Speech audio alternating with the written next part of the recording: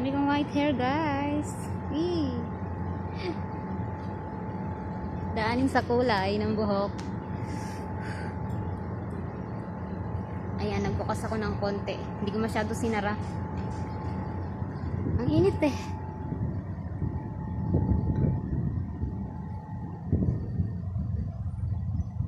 Ang aming lugar.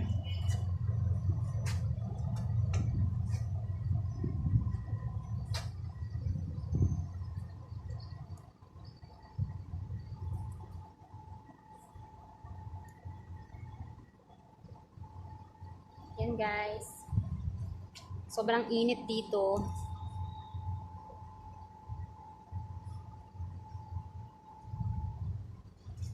Wala akong matambayang restaurant or wala akong matambayang cold store.